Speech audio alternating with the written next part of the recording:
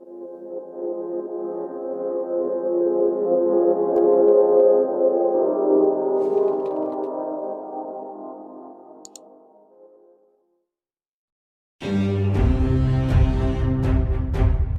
Murad, sang penakluk Balkan.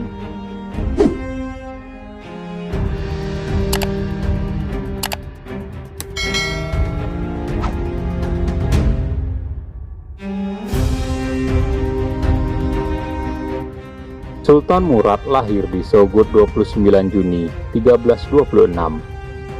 Beliau adalah penguasa ketiga dari dinasti Utsmaniyah. Beliau dikenal sebagai penakluk Balkan, juga dijuluki Huda Vendigar. Beliau adalah putra Sultan Orhan dengan Nilufer, putri penguasa Bizantium Yarhisar. Sultan Murad dikenal sebagai sosok yang sangat pemberani, dermawan, dan agamis. Beliau demikian kokoh memegang semua aturan dan sangat mencintainya. Selalu berlaku adil pada rakyat dan pasukannya, mencintai jihad dan membangun masjid, sekolah-sekolah, dan tempat berlindung. Di sekelilingnya terdapat sejumlah orang yang memiliki karakter yang baik, yang terdiri dari para komandan, orang-orang yang berpengalaman, dan dari kalangan militer. Bersama mereka lah Sultan Murad selalu memusyawarahkan masalah-masalah negara. Beliau telah mampu meluaskan wilayahnya di Asia Kecil dan Eropa pada saat yang sama. Di Eropa, tentara Utsmani menyerang wilayah-wilayah yang dikuasai oleh Kekaisaran Bizantium.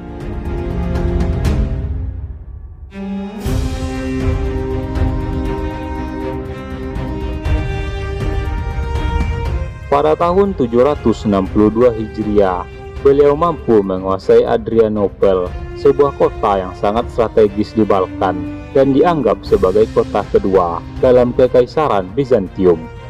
Sultan Murad menjadikan kota ini sebagai ibu kota pemerintahannya sejak tahun 768 Hijriah. Dengan demikian maka beralihlah ibu kota pemerintahan Utsmani ke Eropa dan Adrianople menjadi ibu kota pemerintahan Islam. Sultan Murad terus melakukan gerakan jihad, dakwah, dan mengekspansi wilayah-wilayah di Eropa. Sementara itu pasukannya terus bergerak menuju Makedonia. Hal ini telah mengundang reaksi keras, maka dibentuklah satu koalisi Salibis Balkan yang diberkahi oleh Paus V. Koalisi ini terdiri dari orang-orang Serbia, Bulgaria, Hungaria, dan wilayah Wallachia. Semua negara sekutu ini mampu menghimpun pasukan sebanyak 60.000 untuk menghadang pasukan Utsmani yang dikomandani oleh Lala Sahin, dengan pasukan yang lebih sedikit jumlahnya dari pasukan koalisi ini.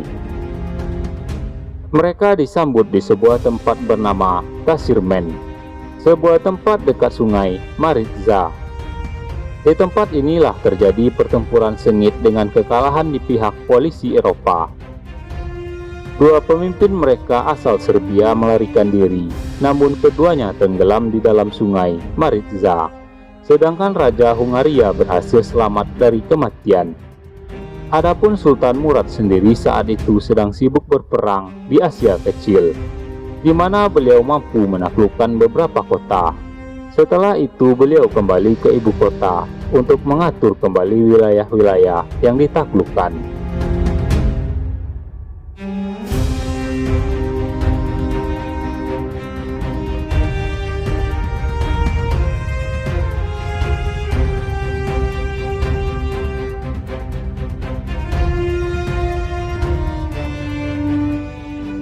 Otot kekuasaan Utsmani semakin kuat, yang tak ayal membuat negara-negara tetangga dilanda ketakutan, khususnya negara-negara yang lemah.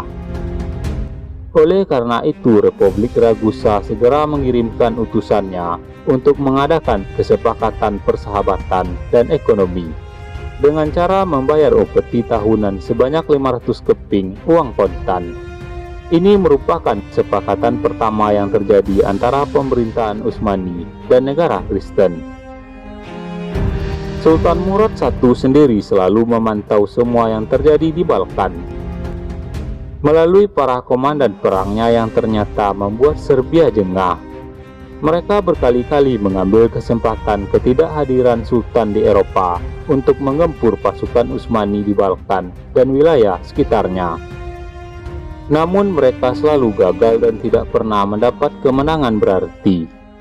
Oleh sebab itulah pasukan Serbia dan Bosnia-Bulgaria membentuk aliansi, di mana mereka segera menyiapkan tentara Eropa Salibis dalam jumlah yang demikian banyak untuk memerangi sang sultan.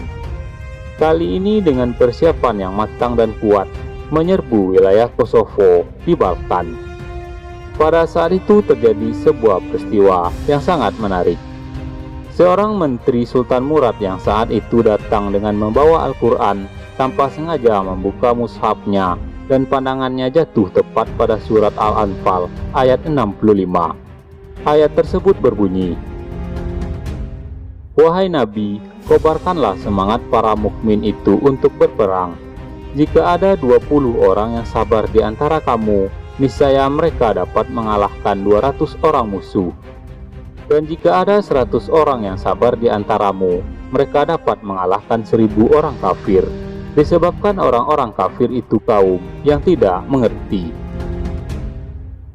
Seluruh yang hadir merasakan kemenangan akan segera tiba dan kaum muslimin ikut bersukacita dengannya.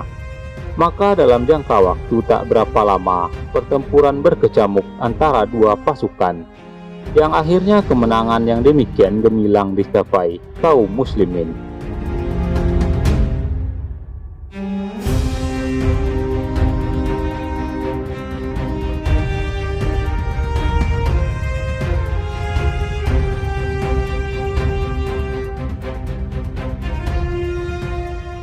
Setelah kemenangannya di Pantelleria, Sultan Murad I melakukan inspeksi medan perang dengan berkeliling di tengah-tengah korban perang kaum muslim dan mendoakan mereka. Sebagaimana ia juga selalu mendatangi mereka yang terluka. Pada saat itulah ada seorang pasukan Serbia yang pura-pura mati dan ia segera berlari menuju Sultan. Namun pengawal Sultan Murad segera menangkapnya. Si Serbia berkilah dan berpura-pura ingin berbicara dengan Sultan secara langsung dan akan menyatakan diri masuk Islam di hadapannya. Mendengar alasan demikian, Sultan mengisyaratkan agar para pengawal itu melepasnya.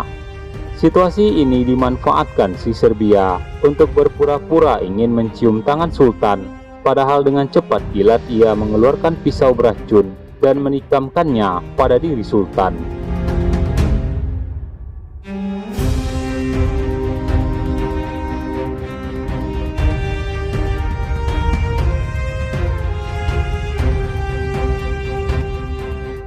Ketika menjelang kematiannya, Sultan Murad masih sempat menyampaikan wasiatnya, wasiat bijak yang ia sampaikan kepada orang-orang terdekatnya.